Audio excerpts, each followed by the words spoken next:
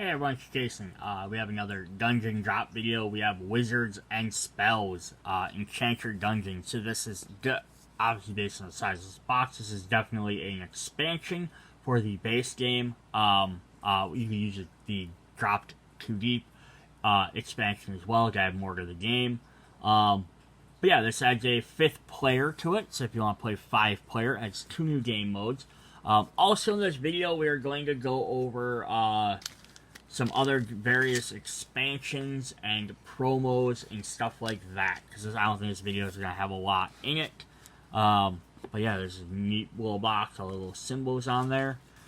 So we're going to get some new dice, some new things like that. We're going to get a little baggie, and we're going to get some rule books and other things. So let's take a look and see what's all in here. So first off, we'll look at our instructions. So, overview, this is going to add 2 special game modes designed to allow Dungeon Drop to be played with up to 5 players. Both games require at least the base game, and Drop Too Deep expansion to play. So you do have to have both. So if you bought the original, you can go back, recheck out the main video to see kind of how to play. Check out Drop Too Deep to see what the expansions are. I recommend, if you enjoy the base game, pick up the expansions. At least the first one.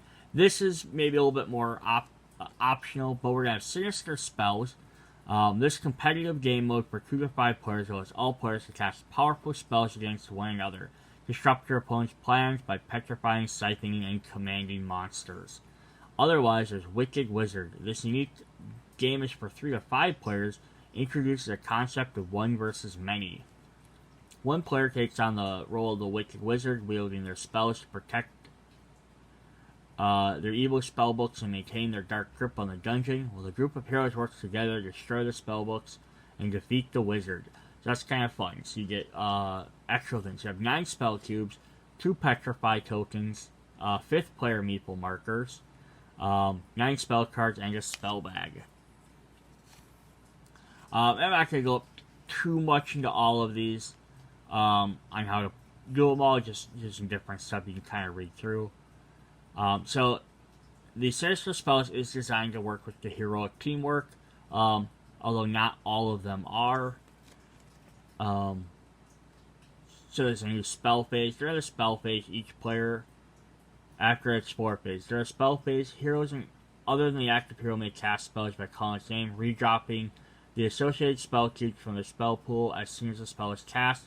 The spell phase pauses and the effect's resolved. Multiple spells may be cast even by the same hero, but can resolve one in order. Spell cubes may be collected like any other cubes are placed in your stash. They're not considered treasures. They do not add to your weight. And then the Wicked Wizard, which is a 3 versus 5.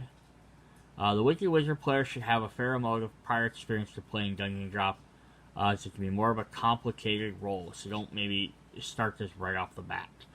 But yeah, so the wizard player sets up their belt. They have their bag, spell cards, spellbook, locations. Shuffle all group cards, draw a number of cards equal to the number of players. Secret locations. So different stuff there. I'm not going to get too much into all of it, I guess. So there's a new spell phase during each hero's turn. During spell phase, the Wicked Wizard casts 1 spell or activates a dungeon ability. So you can cast one of your spells by redropping your spells, or activate a dungeon ability on probably one of the monsters or one of the cubes. Spell cards. Collecting spells, rescue meeple, weight limits, fellowship actions, so you have the same team abilities. This is where this comes in. You're using the team groups instead of regular goals. So that's definitely fun. So let's look at what they're... I know I didn't go into too much depth, but essentially it's breaks down that if you're playing the one mode, everyone gets access to the spells and they can cast them on each other. If you're playing the other mode, the one versus many, then each player gets one player just trying to basically defeat the other players before they complete goals. So we're going to get some more health tokens, some more meeples, and there's all our different spell symbols. These are really cool, and they're on all 4 sides as opposed to lots of the other printed ones, and they're only on one. So that's actually unique as well. And then let's look at the actual cards.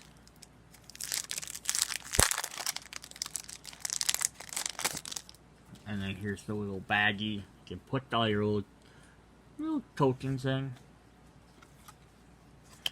Alright, so we are going to get on the back of every single one of these cards is going to be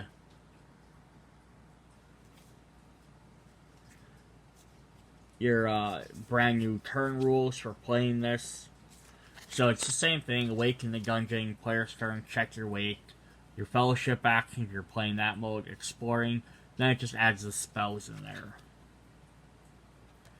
So then let's look at what each different spell does. So if you play the Doomgate, there are 3 or fewer huge monsters in the dungeon. Draw and reveal 1 card from the monster dungeon. The monster deck, place that monster's cube within 1 card length of Doomgate. Then activate its dungeon ability as normal. Quake. Hold a game card over Quake. Gather all other cubes and meeples under that card and redrop them over Quake. Snare. Gather all non-pillar cubes of 1 type in the dungeon and redrop them over Snare. Command. Choose a monster within 1 card length of command. Move the monster anywhere inside the dungeon boundary, then activate its ability as normal. Siphon. The active hero redrops 1 treasure of the type they have over the most of Siphon. In the case of a tie, the spellcaster chooses which type. All their opponents redrop 1 treasure from their stash over Siphon. Shock. The active hero redrops 2 treasures from their stash over Shock. All other opponents redrop 1 treasure from their stash over Shock. Charm. Choose a treasure within 1 card length of Charm. The active hero must redrop the treasure from that type over their stash. Warp. Choose a pillar within 1 card length of Warp. Redrop the pillar anywhere in the dungeon. And Petrify. It petrifies in 1 card length of a monster. Choose one of the active hero's races or class abilities. They may not use that ability this turn. It petrifies also in 1 card length of Forbidden Pillar. They choose 2 abilities instead. And then they have the little tokens, the reminder. Alright, yeah, so that's definitely some interesting, fun new stuff there. Now, would I necessarily recommend this? I did recommend Drop Too Deep. This one is very optional. First of all, you have to have both expansions, and the reason is because you need that number of cubes, was part of the reason for it, because you have to draw X number of cubes. So if you try to play with 5 players, you only have the base game, you're not going to have enough cubes to play through 3 turns, is the problem. You need them extra handful of cubes you get from the second set, plus these ones, to play the 5 players. Additionally, yeah, this adds some extra unique elements, but it also makes it a very super competitive modes. So if you don't write, I mean, the regular game is obviously competitive, it's who can gain the most points and this and that, but you're sort of, for the most part, you're kind of doing your thing, and then the other players are doing their thing. If you get this, you are actively, like, trying to do stuff to stop other players, whether you're working as a team to stop the Wicked Wizard, or you're just playing spells against each other. So if you don't want to actively be always trying to hurt other players, you might want to skip this one. So it's kind of a hit or miss there. It doesn't add any other special cubes or anything, which I'm kind of happy for. Alright, so now we're going to look at other component stuff. So the first one we have, now, these were stuff that you might, again, you might possibly be able to purchase from the Phase Shift game stores. So it's Phase Shift Games. They might be available, or anytime these guys do another Kickstarter or another game, you might be able to get them. So we have the Gelatinous Tubes, which we went over in the first video. just a quick reminder of how they work. You drop these small cubes in the box. They go in the big box. You take out 2 other cubes and you put them on the table. When these are dropped, you put a treasure on top of them. Then if you collect them, you do 2 damage, like a medium-sized enemy would, and you get that treasure. And then Gelatinous Tubes also score 2 at the end of the game. So you get points at the end of the game for that, plus your treasure. So that's Gelatinous Tubes. There's also the purple shiny treasure, which I wanted the base set, which is another one. I don't have any idea where I put that card. Let's see if I can find that really quick. Nope.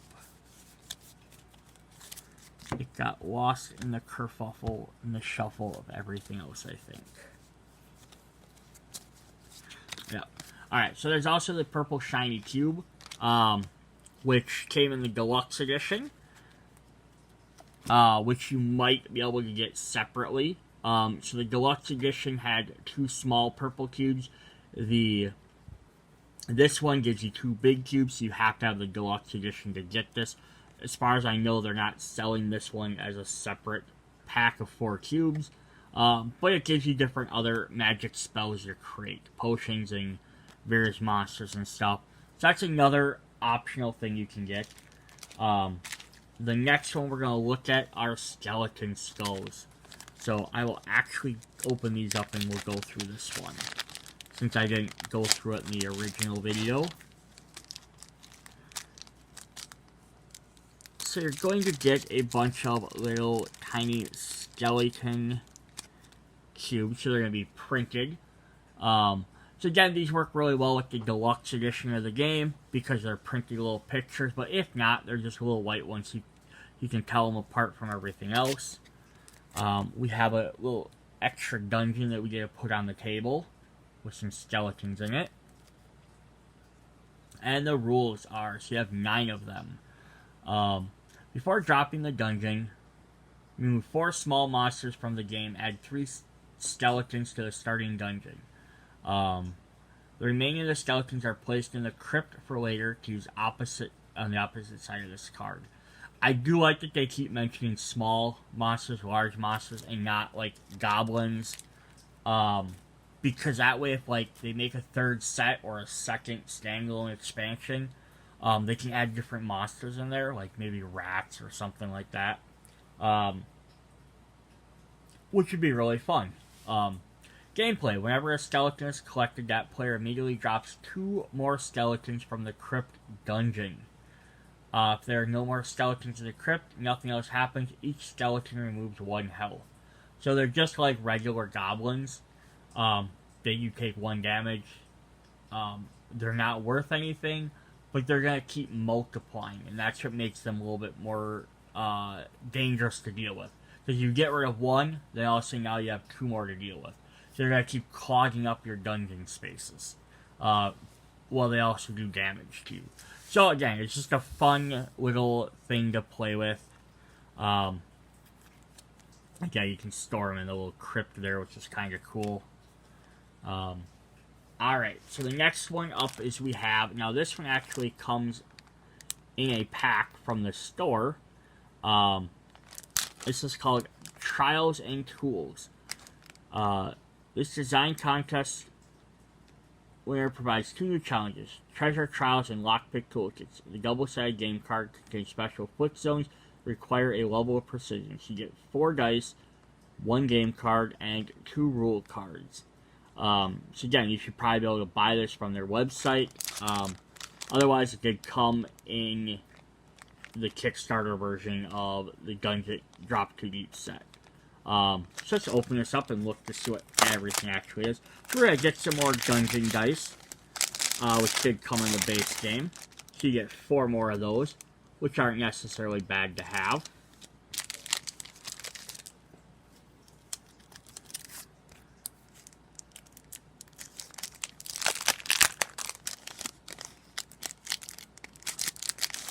Alright, so then we're going to get 3 different cards. So let's look at what each one does. Alright, the Lockpick Toolkit, which says requires 4 dice, which you get 6 in the base game. This module comes to play at the end of the game. Use the treasure trial card and the rules during this game, then use this once the game ends. At the end of the game, drop any cubes remaining in the treasure pool into the dungeon. They may be needed for some quest effects. Then flip over the treasure trial card to show the Lockpick Toolkit inside. So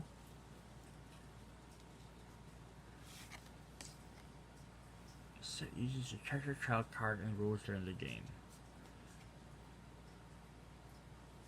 So here is the Lockpick Toolkit side.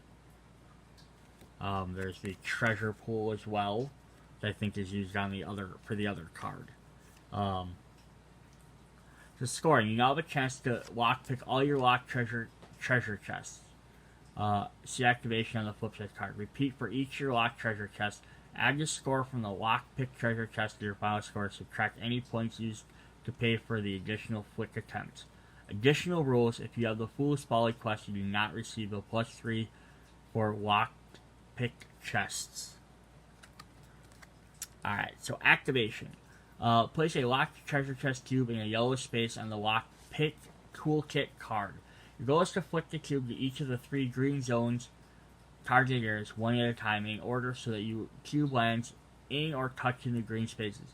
You get 1 free flick per attempt to target zone, then you may purchase an additional attempt at the cost of -1 score, even if the cube has fallen off the card. Leave the treasure chest cube exactly where it lands between attempts, always picking the cube from its last position. Success. Once the cube lands in or touches the 3rd final green space, you have successfully locked and may roll the treasure chest to determine scores as normal. Fail.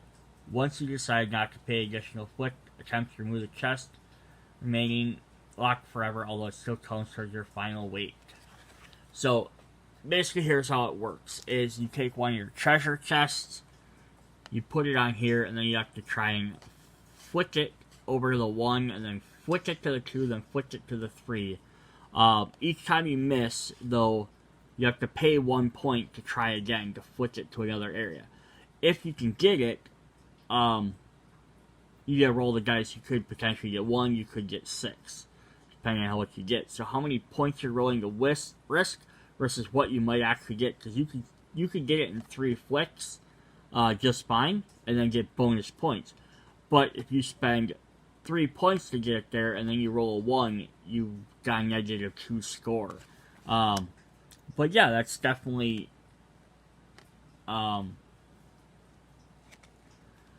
it's neat to let you do stuff like that, to let you do some different stuff.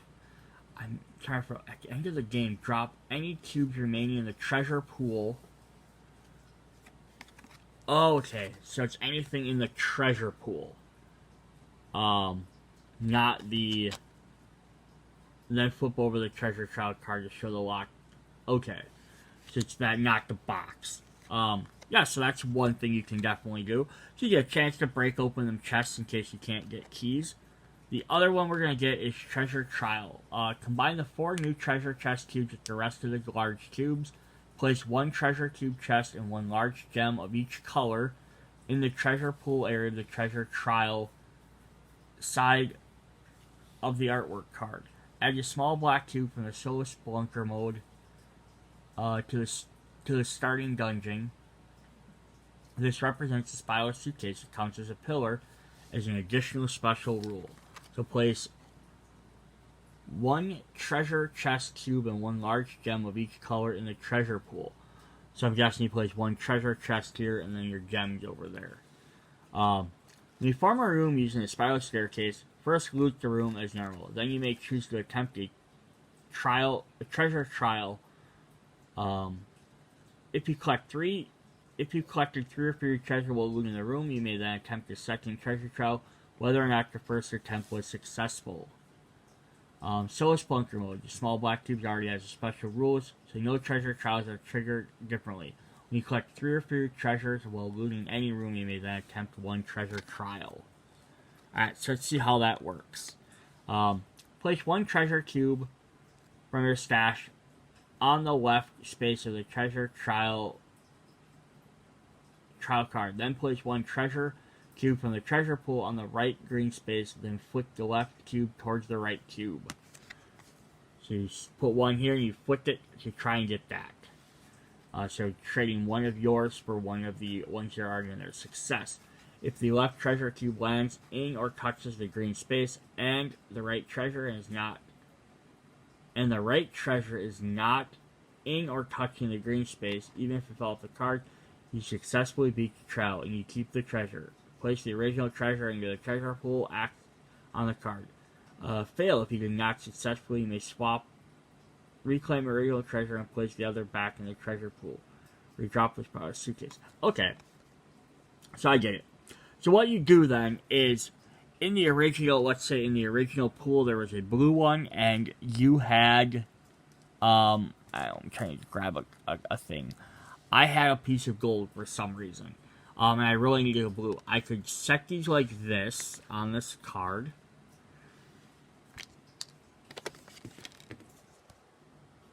Let's do this. This makes more sense, doesn't it?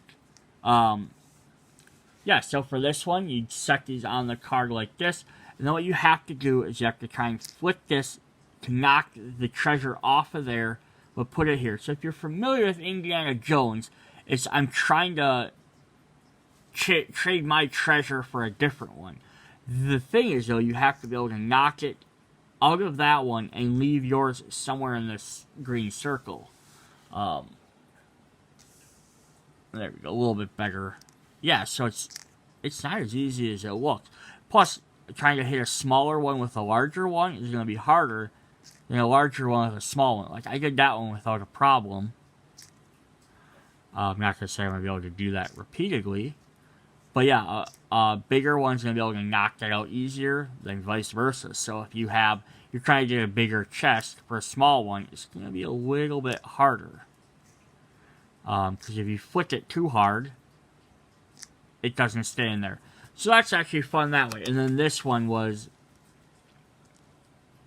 taking your treasure chest and trying to get it there. So it's like flick one, maybe two, and then three, and I could pay one for four, and I could roll this for four. So I spent one extra point, I got three. Yeah, so that's kind of fun. Two different modes to play with your treasure chests, which just add to the game.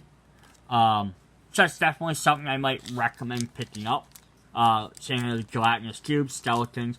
They just add a little bit more to the game, so it's definitely fun. Plus, hey, more treasure chests in your game. Nothing wrong with that. Alright, so that's our regular expansions and stuff. So the other couple of things I want to show off is they do have card sleeves. You can buy a 50-pack right from their store. Now these cards aren't like the quests are gonna get shuffled together. The hero cards and the races and classes and the monsters are going to get shuffled a little bit. So are sleeves necessarily needed? Not necessarily. But if you're someone like me that you spent money on the game, you want to protect them, this is a great way to do it. So if you buy them right from Phase Shift Games, you're going to get the exact size you need. So, like here I have one sleeve. It fits very well. They're very nice quality sleeves. There's not a lot of room at the top. There's not a lot of room at the sides. They're not sloshing around. Like, they're not like penny quality sleeves. I think they're like... Last time I checked, I think they're like $3 or $4 a pack. It's not terrible, but you probably want to order them with other stuff. Otherwise, the shipping's going to kill you. But there says what you're going to need. So for Dungeon Drop, you're going to need 1 pack. For Drop Too Deep, you'll need 2 packs. And then if you get Drive Drop, the next game that's coming out, you'll need an additional pack. So you need at least 4 to sleeve all your current cards. I don't remember if that includes all the expansion sets though. So if you got like the shiny purple cube, gelatinous tube, the trials and treasures, plus any additional promo cards, you might need an additional one. So I would recommend, if you're buying these for Dungeon Drop and Drop Too Deep, get 4 packs, because then you have enough to sleeve all the current cards, plus any promos, and then if for some reason any of them get damaged, you have extra sitting around, which aren't a bad thing to have. Alright, so then the next thing we're going to look at are the promo packs. So in the original Kickstarter for the original Dungeon Drop game, there was a promo pack, which this one didn't really have anything listed on it. It's just called, so I got a little badge like this, for like I ordered a new set, but in the original one it didn't just came. It's just called promo pack add-on. So again, these might be available through the website. And then there's going to be another one called Limited Promo Pack 2020. So the first one I think was probably called 2019. But you're going to get this card here. So it's a brand new quest called Princess Prize. So magical shield score 3, huge monster score double. So like the original game, this was like, it's not that bad of a card. Because there was, like there's one huge monster and there was 2 shields. Now it dropped too deep where there's an additional 2 shields, so there's up to 4 shields, plus there's a ton of monsters. These guys could definitely score a lot of points. So that's really a fun card to have with that. The other thing you get in there is a metal cube, which is more of the selling point, I think, for some people than the promo. So we got, I can't find the face again.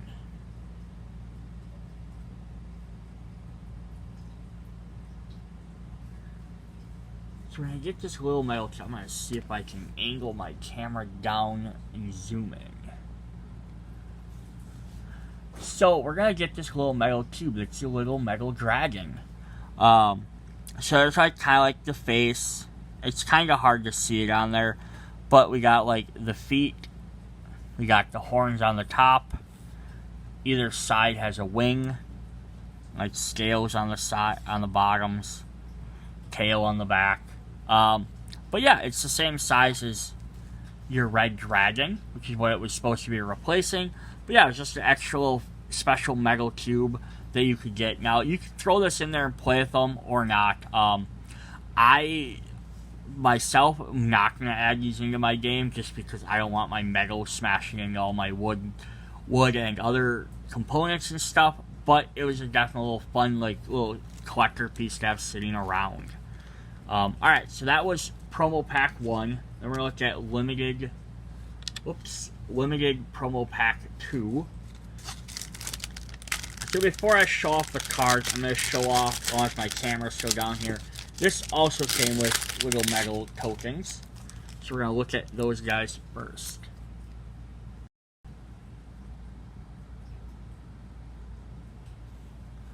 Alright, so we're going to get this little gold monster. Which I think is supposed to be the, what's his name? Now I don't remember which one it is. He's the Flame Demon. It's supposed to be the Flame Demon. So we get one of him. Yep, so his tail, his face, he's got his little feet there. Some arms on the side. His flame whip on the top. Yeah, so you get a little one of him. You're also going to get this tankard, which has a dragon on there. This is meant for the Tavern Tale game, which the second Kickstarter, had that in there as well. And the Tavern's Tale is the second standalone. It's like a standalone, different type of game. But yeah, you got this little thing there. Oh, good, that doesn't get stuck in there. So you can get this as well, which is just a really cool. I think it's supposed to be a first player marker is the idea.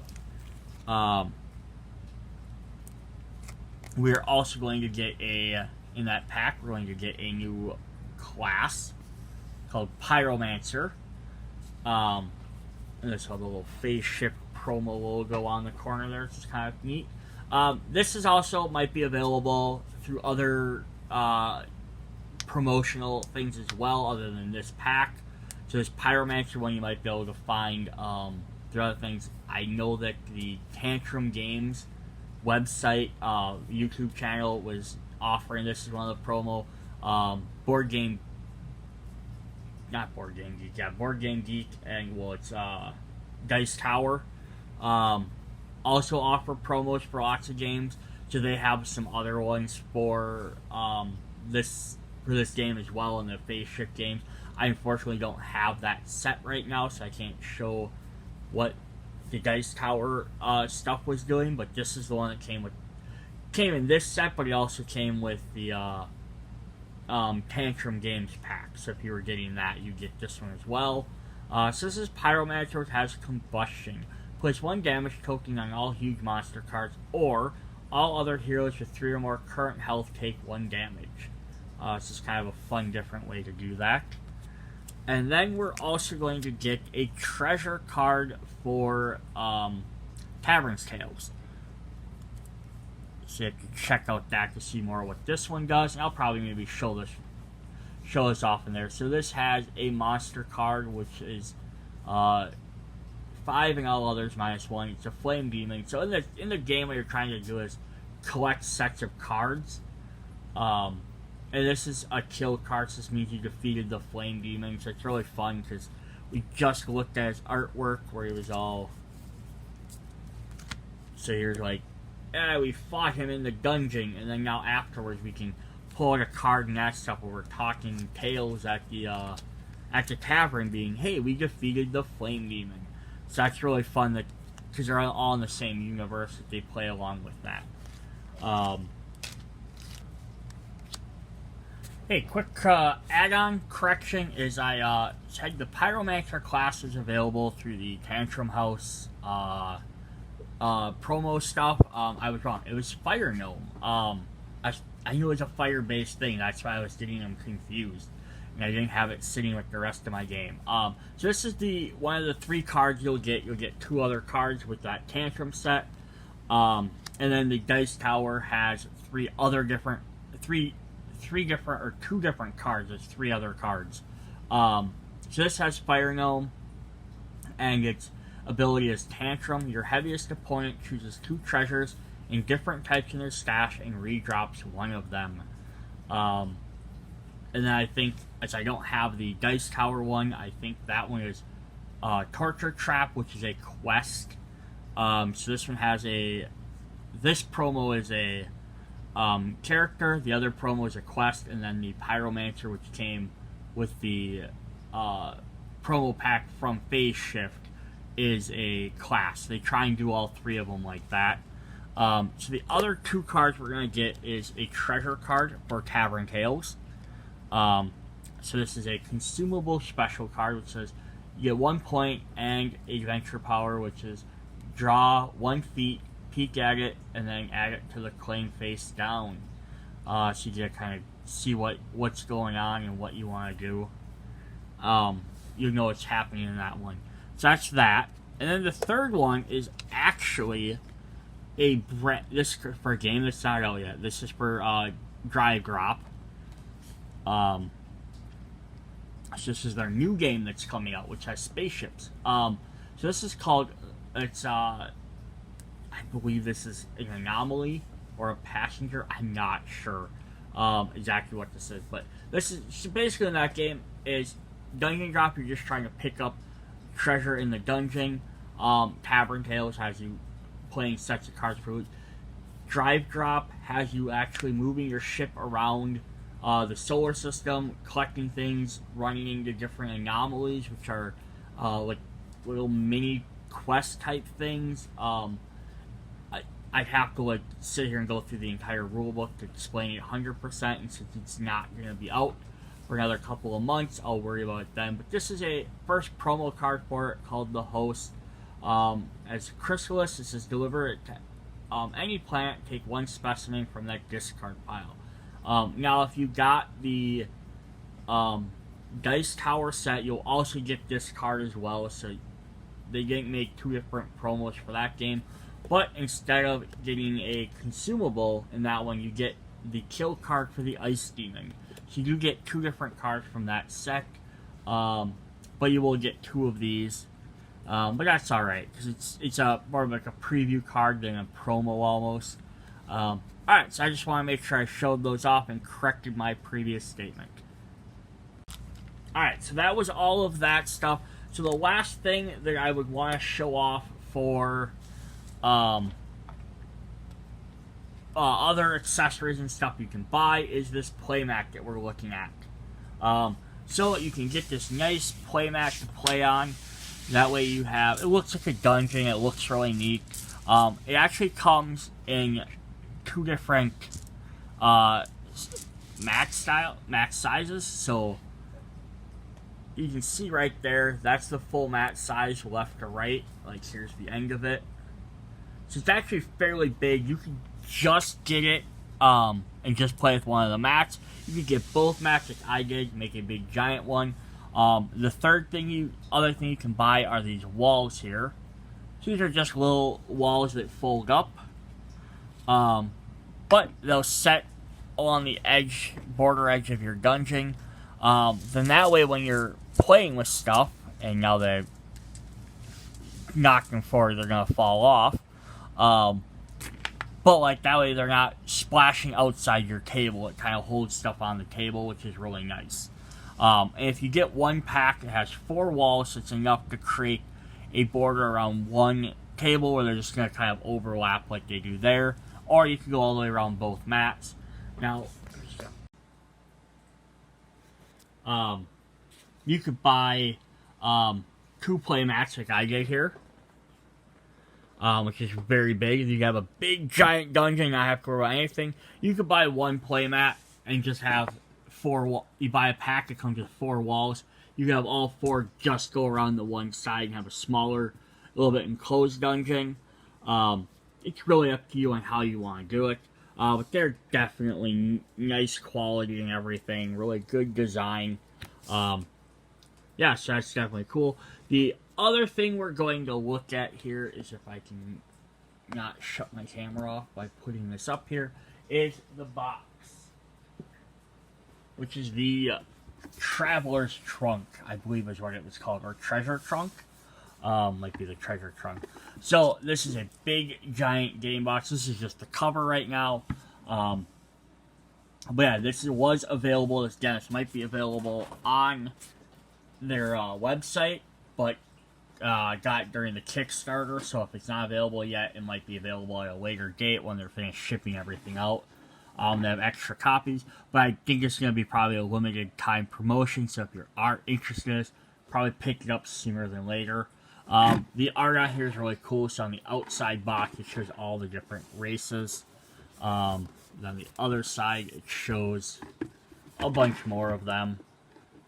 The inside of the cover, which I love they have these art, shows off all your different monsters. There's a magma armor. There's our Demon Lord, Lich, and Cube Cthulhu. Some magma cubes, which we haven't actually seen before. But yeah, so that's really cool. Nice design on those. They go with all their boxes. They put pictures on the inside, which make the inside of the boxes really cool. So then if we grab the rest of the box, we're going to have the rest of the races on the outside.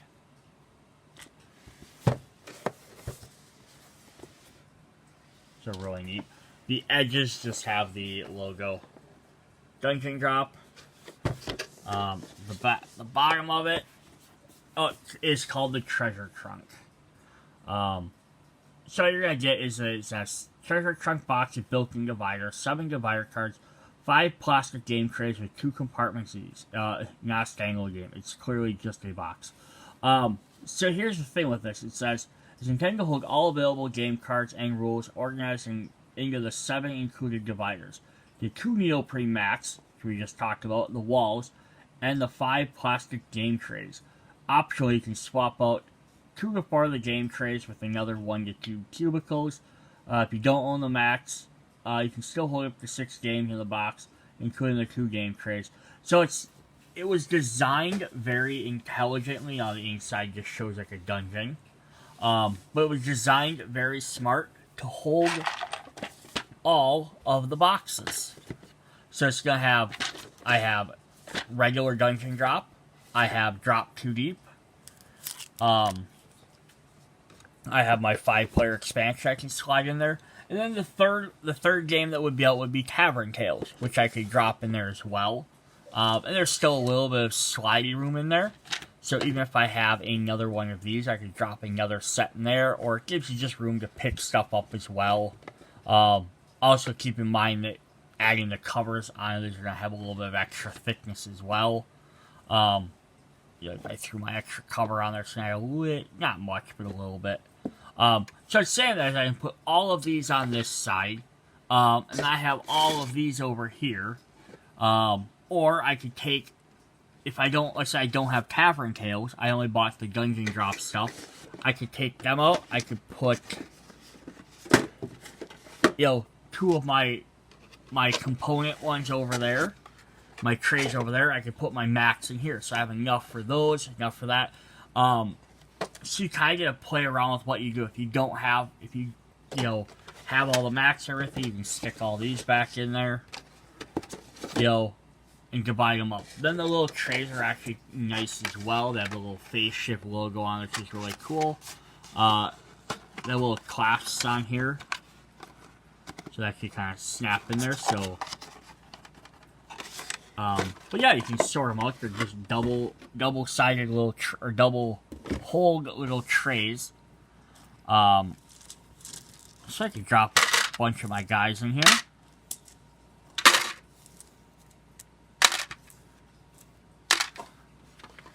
Snap that on there.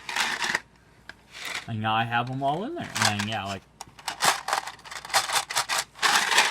so you can sort stuff out in here. So it's they give you plenty of options on how you want to sort out your game, which is really fun. So you could put, monsters in one side,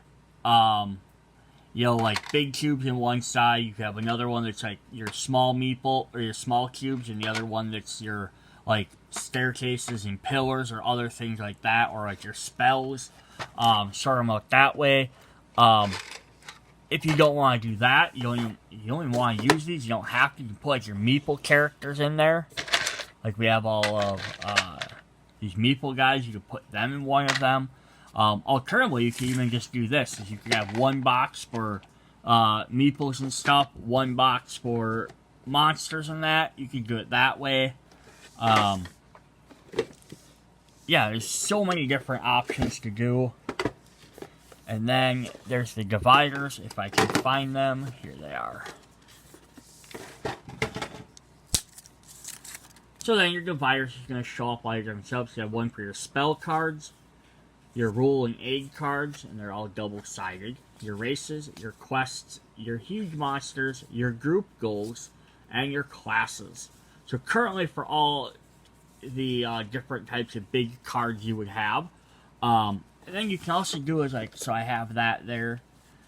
You can sort these out into your boxes. So you could put them in here this way and sort them that way. Probably more smart to do is use one of your actual boxes for them.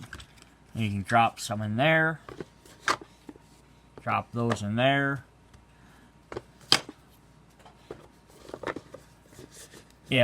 So on and so forth. And I'm throwing stuff on the floor, which is how stuff gets ruined. But yeah, you can use them dividers then to sort cards out in one of these boxes. So you could have one box for all your cards. You could have one box for maybe your big meeples, characters if you want. And then you can start using your trays to sort stuff out. So plenty of different options there. Again, if you don't want to put your dungeons on the one side, there's definitely a different route to go there. So one of these trays will fold up and they'll set in really nicely on the side there. I have a box in there, that's why it's not folding down. And then I'm just going to do a quick roll up on this. It's not as tight as it would be, but I can drop one of my playmats in there as well. So I get these extra boxes out of the way. I could drop my playmat in there. I could drop a second one on top. So I could have all my 3 boxes in there. And not be using these trays. And then I could sort them out that way. And have my dungeon. I could basically pull up my dungeon. I could have like all my big cubes in one of the boxes here. You know, I could have my cards in there, and I could have these. Because you should be able to get, if I take this box out, I should be able to get about 3 of them in there. I think.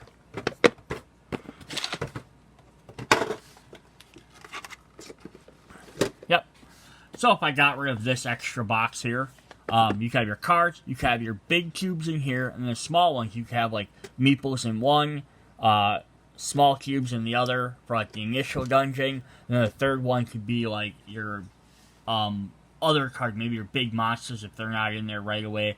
And that way you can just literally open this up and pull this one, dump out my dungeon. This one I have my meeples, find which one goes with which character, and then this is already set for playing. So it's definitely different ways to go about doing that. Again, if you have Tavern Tails, you could swap these out, put Tavern Tails in there, keep everything stored in the boxes. Plenty of different options of stuff to do. So yeah, this is definitely, I think, a worthy buy for buying this, because if you're going to have all them different boxes anyhow, you have room. And if you don't have the mats, and you don't have all this stuff, when the next games come out, you already have storage for them. So it's definitely a cool thing to do there as well. Was there anything else on the game we needed to talk about? Yes, sleeved cards. I showed off sleeves earlier. I did want to show that I have a pile of sleeved cards.